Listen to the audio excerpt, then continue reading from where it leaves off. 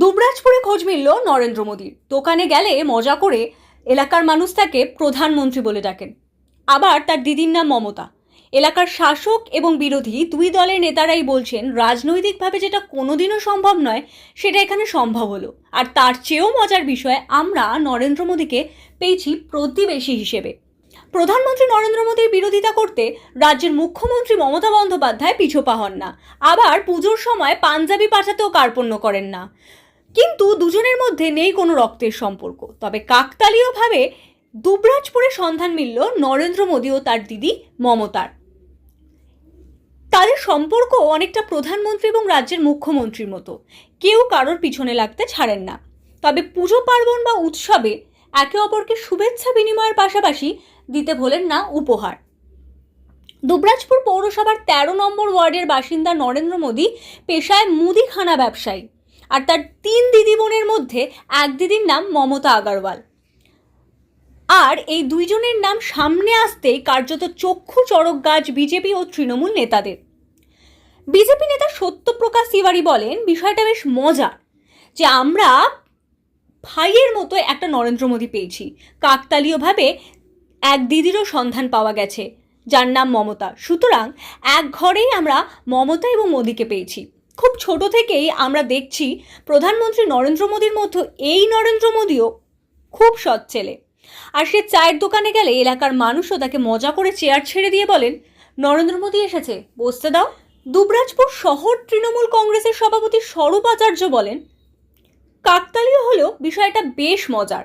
যেটা রাজনৈতিকভাবে হয়তো কোনোদিনও সম্ভব নয় সেটা আমরা এখানে দেখলাম। যদিও নরেন্দ্র মোদী জানান, আমার এবং আমার দিদির নাম সম্পূর্ণ কাকতালীয়ভাবেই মিলেছে। ছোটবেলায় আমার জেঠু এই নামকরণ করেছিলেন। তখন নরেন্দ্র মোদী প্রধানমন্ত্রীও ছিলেন না আর মমতা বন্দ্যোপাধ্যায় মুখ্যমন্ত্রীও ছিলেন না। তবে বেশ ভালোই লাগে এখন। আর আমার সৌভাগ্য, মানুষ মজা করে হলেও প্রধানমন্ত্রীর সঙ্গে আমার নামের তুলনা করেন। যদিও আমি রাজনীতির সঙ্গে যুক্ত নই, কিন্তু একজন সাধারণ ব্যবসায়ী হিসেবে এবং আমার দিদির সম্পর্ককে প্রাধান্য দিতে দেখে খুব ভাল লাগে। ছোট থেকেই আমাদের ঝগড়াঝাটি লেগেই থাকে। দিদির বাড়ি গেলে ও আমাকে রসগোল্লা খাওয়ায়। আমি কখনো দিদির দোকানে কিছু কিনতে গেলে দোকানিকে বলি যে এনাকে এটা দাও। নরেন্দ্র মোদীর দোকানের কর্মচারী দিব্যেন্দু রজক এদিন বলেন, বেশ ভালো লাগার বিষয়ে আমাদের দেশের প্রধানমন্ত্রীর নামও নরেন্দ্র মোদী, আবার আমাদের বাবুর নামও নরেন্দ্র মোদী। নরেন্দ্র মোদীও যেমন ভালো মানুষ, বাবুও তেমন ভালো মানুষ। মাঝে মাঝে আমরাও বলি প্রধানমন্ত্রী এসেছে। আবার তার চেয়েও বেশি মজার বিষয়, আমাদের রাজ্যের দিদির নাম মমতা, আবার বাবুর দিদির নামও Mamata. Bureau report, Tarapith TV. আমার এটা ছোট থেকে আমার জেঠাটার নাম রেখেছিল, বুঝলেন না? তো এটা তখন তো আর নরেন্দ্র মোদী তখন নামটা প্রচলিত হয়নি। এটা এখন নেই, তো এই জিনিসটা প্রচলিত হচ্ছে।